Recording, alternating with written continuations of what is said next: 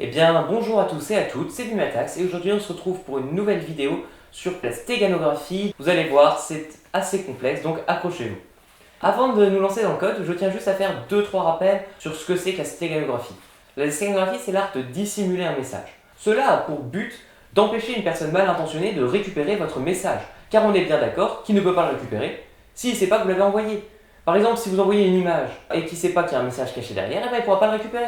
Ça a des origines assez lointaines, la stéganographie. À l'époque de la Grèce, on avait déjà eu les tablettes de cire, donc il y a eu des techniques de stéganographie vraiment super basiques. Sur ces tablettes de cire, on faisait fondre la cire, on écrivait sur le bois ensuite notre message et on recouvrait avec de la cire. Ainsi, on avait des tablettes de cire vierges, impossible de savoir qu'il y avait un message. Il fallait connaître la technique qui était de faire fondre la cire pour faire apparaître le message. Du coup, ça c'est la première méthode de stéganographie. D'autres méthodes ont été développées dernièrement, comme écrire derrière un œuf sans casser la coquille. Mais nous parlons informatique, donc nous allons parler des images. Comment faire pour cacher un message dans une image? Dans un premier temps, nous allons devoir convertir notre message en binaire. Puis nous allons récupérer les valeurs de chaque pixel de l'image. Pour ceux qui ne le savent pas, en fait, une image c'est composé de plein de petits carrés, les pixels, et les pixels sont composés de 3 valeurs allant de 0 à 255. Donc ces 3 valeurs, ce sont la valeur rouge, la valeur verte et la valeur bleue, en anglais Red, Green, Blue, RGB. Dans certains cas, il est possible d'avoir une quatrième valeur qui correspond à l'opacité du pixel. Une fois que nous avons toutes les valeurs de chaque pixel, nous allons les convertir en binaire. Après cela, on va attribuer le binaire du message à la dernière valeur du binaire du pixel. Cette phrase est un peu barbare, mais nous allons l'illustrer avec un exemple. Si nous avons comme message la lettre G, son binaire sera donc 0, 1, 1, 0, 0, 1, 1, 1. Nous avons ensuite cette image, où pour chaque pixel, nous allons convertir les valeurs RGB en binaire. Maintenant, on va remplacer la dernière valeur du pixel par le premier nombre du message.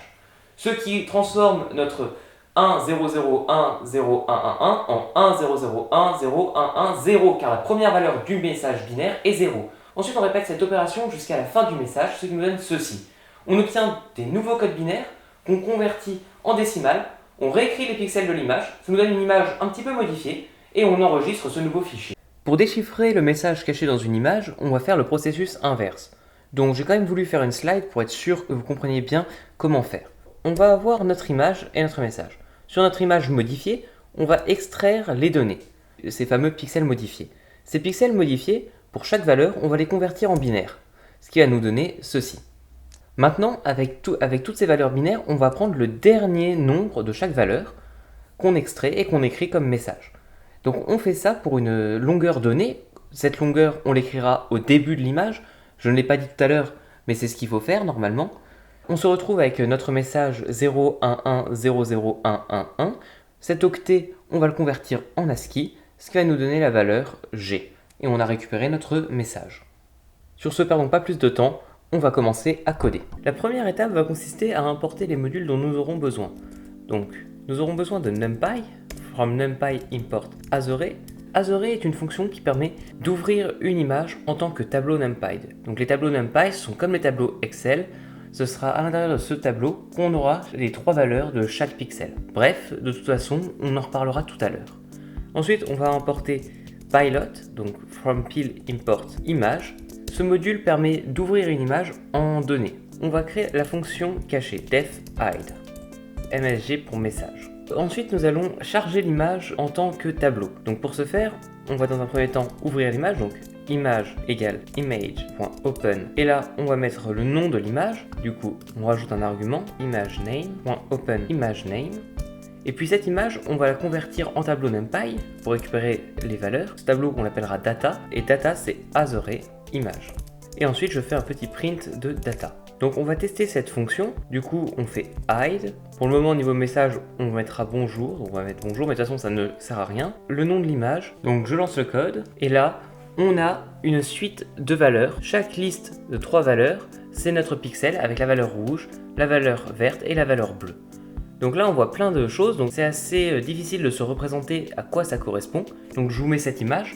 En fait, on a un grand tableau qui contient à chaque fois des lignes, et dans ces lignes, on contient des sous-listes pour chaque pixel. Et pourquoi des sous-listes? Parce qu'un pixel, c'est pas une valeur, mais 3 valeurs, du coup, c'est obligé d'être une liste pour stocker 3 valeurs. Donc dans Data, on a tout ça.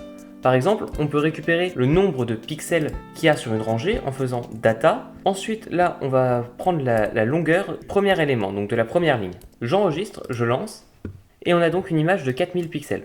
On peut aller vérifier ça dans les propriétés tout de suite, et là, on voit bien qu'on a une image de 4000 par 3000, donc c'est juste. De même, on peut compter data pour avoir le nombre de lignes, cette fois, et pas le nombre de colonnes. On voit bien qu'on a 3000 lignes, 4000 colonnes. Une fois qu'on a ouvert du coup cette image, ce qu'on va faire, c'est qu'on va convertir le message en octets. On crée une variable final message qui contiendra notre message binaire, for lettre in MSG. Là, on récupère chaque lettre de MSG. Si je fais print lettre, pour être sûr que vous compreniez, et que je start, on a bien bonjour, toutes nos lettres qui sont affichées. Donc avec ces lettres, ce qu'on va faire, c'est récupérer l'index en ASCII. Donc ça s'appelle la position ASCII, c'est comme ça qu'on va l'appeler, position ASCII. Pour ce faire, on utilise ORD et on met notre argument lettre. Donc ORD lettre. Si je fais print position ASCII, là maintenant on a la position pour chaque lettre dans la table ASCII. Et puis là, ce nombre-là, on va devoir le convertir en binaire. Donc c'est reparti. Là, on écrit binaire égale, et là c'est très simple comme fonction, c'est bin, position ASCII, et je print binaire. J'enregistre, je relance, et là on a ça. Sauf que regardez, là avant chaque binaire on a 0b pour indiquer que c'est une valeur binaire qui suit, et nous on veut pas ce 0b, donc pour le supprimer, on met un sélecteur, crochet, 2 points. Là je relance, et hop on voit que le 0b a disparu. On a presque fini, parce que comme ce que je vous disais, il faut qu'on ait des octets. Or là, si on compte bien les nombres, on en a 1, 2, 3, 4, 5, 6, 7. On en a 7 et pas 8. Du coup, on va combler. Ce qu'on va faire, c'est while, c'est-à-dire tant que la longueur de binaire est inférieure à 8, c'est-à-dire que c'est pas un octet, et ben on rajoute un 0 devant. Binaire égale 0 plus la valeur actuelle de binaire. Là, on va print binaire, on enregistre. Voilà, là, il y a des zéros qui ont comblé le message. Ce qu'on fait une fois qu'on a tout ça, c'est on va les ajouter à la variable final message, donc qui est le message encodé en octet. Donc final message, là on s'est trompé, on va juste changer le G. Final message plus égal pour dire qu'on ajoute binaire. Et à la fin on va print final message. On enregistre, on lance, et voilà, message encodé en binaire, et là on a notre code binaire en octet. Maintenant qu'on a ce message encodé en binaire, on va récupérer sa longueur et l'inscrire au tout début sur 2 octets. La première étape va être de récupérer la longueur, donc longueur égale len, là on compte final message. Une fois qu'on a ça, on va convertir cette longueur en binaire, binaire comme tout à l'heure, bin longueur, et on supprime le b qui est devant avec un 2 points, donc voilà. Maintenant, ce code binaire, ce qu'on va faire, c'est qu'on va le combler parce qu'on est obligé que ce soit sur 2 octets. Or, si là je print binaire par exemple, vous voyez, c'est pas sur 2 octets, donc on va devoir combler avec des zéros devant. Donc c'est ce qu'on va faire. While len binaire est inférieur à 16, cette fois parce que c'est 2 octets, et ben qu'est-ce qu'on fait? On va ajouter des zéros devant. Enfin, je print binaire. Donc là, c'est la taille qu'on va devoir encoder. Donc voilà, maintenant, si je lance le code, j'ai bien le message encodé et la taille à encoder. Donc voilà, on a la taille et le message. Au lieu de garder 2 éléments distincts, ce que je vous propose, ce sera plus simple, c'est de créer quelque chose qu'on va appeler result, message. Donc cette variable en fait va contenir les deux. Donc on va faire binaire plus final message. Donc voilà, on a une variable result message qui contient nos 2 données. Comme ça, c'est plus simple d'encoder une seule fois plutôt qu'en encoder 2 fois. Donc là, on parle d'encoder sur l'image. On va maintenant s'attaquer du coup à cette partie. Ce qu'on va faire, c'est on va devoir récupérer le pixel. Donc je vous montre comment récupérer une valeur d'un pixel dans data. Donc il va falloir faire data. Si je veux récupérer le tout premier pixel, je vais prendre la ligne 0, le pixel 0, et là du coup si je print, hop, j'ai mon premier pixel. Maintenant, on va aller encore plus loin en sélectionnant la valeur d'un pixel. Donc moi je prends la toute première valeur, je relance mon code 143. Ensuite, ce qu'on va devoir faire, c'est un script intelligent qui passe à la seconde valeur, 192. Et puis là, à 2, arrivé ici, si on fait un 3, regardez ce qui se passe, on a une erreur, car il n'y a que 3 valeurs dans la liste, il n'y en a pas 4. Donc là, une fois arrivé à cette étape, on retourne à 0 et on ajoute 1 ici. Et là, ça refonctionne, et on fait ça ainsi de suite. Donc pour faire ce script, on va utiliser les variables suivantes. Donc je vais les écrire en commentaire. Data, y, x, et RGB. Y, qui est la variable ligne. On va l'augmenter à chaque fois qu'on a une ligne. Donc for line in data. Là, je vais faire du coup mon y plus égal 1. Ensuite, on va voir la variable colonne, qui elle est reset à chaque nouvelle ligne. Elle recommence à 0 à chaque fois. For colonne inline. Et là, pareil, x plus égal 1. Là, on a récupéré nos 3 valeurs, comme ici. Ce qu'il faut maintenant, c'est pour ces 3 valeurs, récupérer individuellement. Donc for couleur in colonne, on va mettre RGB plus égal 1. RGB plus égal 1. Ah oui, j'ai oublié de déclarer. Donc ici on déclare RGB égale 0, qui reset à 0 chaque fois qu'on a un nouveau pixel. Et on va récupérer notre valeur. Valeur égale data, comme dit tout à l'heure, la variable y pour récupérer la ligne. Ensuite on récupère le pixel et ensuite on récupère la couleur du pixel avec RGB. Et on print valeur. On enregistre, là je lance, et on a bien toutes les valeurs de pixels qui sont affichées. Donc l'image, comme vous l'avez vu tout à l'heure, elle fait du 3000 par 4000, donc on a vraiment le temps que ça se passe. Donc on va faire un petit CTRL-C pour arrêter. Maintenant, cette valeur, on va la transformer en binaire. Binaire égale bin valeur. Et on supprime le 0b qui est devant, avec un 2 points. Maintenant qu'on a ce binaire, on va faire un petit print. Là, je fais un exit 0 qui permet d'arrêter le code. C'est juste pour les présentations. Voilà, là on a le premier pixel qui a sa valeur binaire.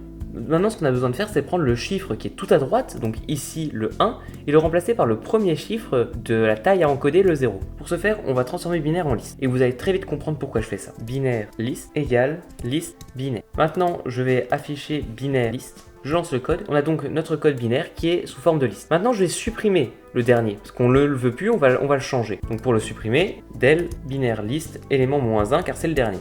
Je relance, voilà, là c'est supprimé, et maintenant je vais ajouter la nouvelle valeur, binaire list.happen. Je vais aller sélectionner dans notre résulte message, qui contient l'ensemble des choses, le bit à ajouter, donc résulte message, élément tour.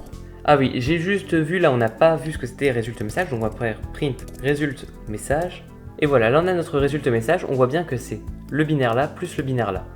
Et du coup, ce que nous on va faire, c'est à chaque tour, on va prendre un nombre différent. C'est-à-dire, au premier tour, on va prendre le premier nombre, le premier chiffre de résulte message. Au deuxième tour, on prendra le deuxième chiffre. Au troisième, le troisième, etc. On va faire comme ça tous les chiffres à encoder. Du coup, tour, si vous avez bien suivi, ça augmente à chaque fois qu'on doit encoder quelque chose. Donc tour égale 0. Là, on doit encoder quelque chose. Donc à la fin, ce qu'on fera, ce sera tour plus égale 1. Si je relance mon code, on a bien binaire list, dont le dernier a été supprimé et a été remplacé par le premier de résulte message. Maintenant que j'ai cela, ce que je vais devoir faire, c'est reconvertir tout ça en décimale et changer la valeur de data. Du coup, c'est parti, je reconvertis en décimale. Là, si je print décimale pour la nouvelle valeur, donc je lance. Voilà, là, ce sont toutes les nouvelles valeurs pour chaque pixel du message. Donc le premier sera 142. Au lieu de 143, et maintenant je les réaffecte avec un data y, x, rgb, et je réaffecte ça du coup à la nouvelle valeur qui est décimale. Je sauvegarde, je relance le code, et là on a une erreur d'out of range. Et c'est normal, tour lui il va toujours augmenter de 1. Or, arrivé à la fin de résulte message, il va chercher le 30e caractère. Or, il n'y en a que 29 ici. Du coup, vu qu'il cherche le 30e caractère et qu'il n'y a que 29 caractères résulte message, et ben ça va retourner une erreur. Donc ce que nous on va faire, c'est que si tour c'est supérieur ou égal à la longueur de résulte message, et ben on arrête tout. Si tour est supérieur ou égal à la longueur de résulte message, et ben on arrête tout, on break. Et le truc c'est que là ça va break que la première boucle, ça va que break la boucle couleur. Du coup on va devoir copier ce code pour la boucle colonne, et ensuite on copie ce code pour la boucle line. Là on sauvegarde tout cela, on lance, et voilà notre tableau NumPy.data a été modifié. De toute façon on va pouvoir vérifier cela en faisant avant le code un print du premier pixel. Donc pour être sûr que ça a bien été modifié, on va à la fin du code et on fait print data. Et donc voilà, là on voit bien que ici le 143 a été changé en 142. Alors là vous allez me dire, mais regarde, ici 192 reste 192 et 250 reste 250. Mais ça c'est pas un problème et c'est même normal, car si le pixel termine par 0, qui est les valeurs ici et ici, et ben on n'aura pas besoin de modifier, ça restera 0. Par contre, si on prend le quatrième pixel, là on voit bien qu'il y a eu beaucoup plus de modifications. Le 143 est devenu en 142, le 92 en 93, le 250 en 251. Donc là on a une nouvelle image qui a été modifiée et qui est dans le tableau data. Il va maintenant falloir l'enregistrer. On va devoir taper ces deux lignes de code. Image finale est égale image from array, et là on met data. Et maintenant, on enregistre cette image avec un image finale.save. Et là, on met le nom de notre image .png. Du coup, ce qu'on va mettre, c'est secret.png. On lance le code et hop, c'est fini. Et si on va dans notre liste de fichiers, on voit bien qu'on a une photo secret.png qui a été créée. Là, c'est une image qui contient le message bonjour. Et là, c'est une image qui ne contient pas le message bonjour. Est-ce que vous arrivez à voir la différence, honnêtement, entre ces deux images ? Maintenant qu'on a encodé ces pixels, il va falloir s'attaquer à la tâche de les décoder. Donc c'est parti, là on va faire une nouvelle fonction qui s'appelle la fonction discover. Donc la fonction discover, on va la définir avec un def discover. Et là on va juste mettre le nom de l'image. Donc pareil que pour le premier, on va devoir récupérer les données que contiennent cette image. Maintenant on va faire exactement pareil qu'au premier, on va énumérer chaque pixel. Donc, si vous vous souvenez bien, il faut déclarer une variable y et faire for line, où vous mettez n'importe quoi, ça c'est pas important, in data. Ensuite, une variable x qui est égale à 0, for colon in line, et une variable RGB qui est égale à 0, for color in colon. Et ensuite, ici, on fait RGB plus égale 1, x plus égale 1 et y plus égale 1. Donc ça, c'est exactement ce qu'on a fait au-dessus pour récupérer la valeur du pixel data y, x et RGB. J'écris ici discover secret.png. Je lance le code et hop, là on a tous les pixels de l'image qui sont listés. Donc on va pas tous les lister car comme ce que je dis, il y en a énormément. Maintenant, on va du coup prendre la valeur de chaque pixel et la convertir en binaire et récupérer son dernier bit. Du coup, valeur, on convertit en binaire et on supprime ce qu'il y a devant. On récupère le dernier bit, donc last, c'est comme ça que je vais l'appeler. Last, c'est binaire élément moins 1. Et là, je vais print last. Là, c'est les dernières valeurs binaires de chaque pixel. Et maintenant, on va créer une variable tour pour savoir où est-ce qu'on en est dans notre code. Est-ce qu'on est à la taille? Est-ce qu'on en est au message? Ou est-ce qu'on a fini de décoder le message? Donc tour égale 0. Avec cette variable, du coup, à chaque fois qu'on décode un truc, on fait tour plus égale 1. If tour est inférieur à 16, 16 c'est que c'est la taille. Et du coup, taille plus égale last. Ah oui, et taille on l'a pas défini, donc on va la définir ici. Taille c'est égal comme ça. If tour est égal à 16, et ben qu'est-ce qu'on fait? On print la taille. Et voilà, donc là on a notre taille de message. En binaire bien sûr. Donc on va la convertir en décimale, mais que une fois que c'est à 16. Donc ce qu'on fait c'est taille égale int taille virgule 2. Là je reprint la taille. Donc voilà, ça veut dire que notre message sera codé sur 56 bits. If tour moins 16 est inférieur à taille moins 1, on va faire message, message, et du coup là on récupère last et on le met dans message. Message plus égal last. Enfin, si tour moins 16 c'est supérieur ou égal à taille moins 1, et ben on break. Et comme pour la dernière fois, on break mais pour toutes les boucles. Et à la fin, on va print notre message. On enregistre, on lance. str note. Ah oui, car là au début taille est considéré, au début là on met taille en str. Du coup, lui tant qu'on n'a pas fait ceci, donc on n'est pas arrivé au tour 16, ça fait une erreur. Donc ce qu'on va faire pour pas s'embêter, c'est on va faire taille new. Voilà, donc taille new, taille new, taille new.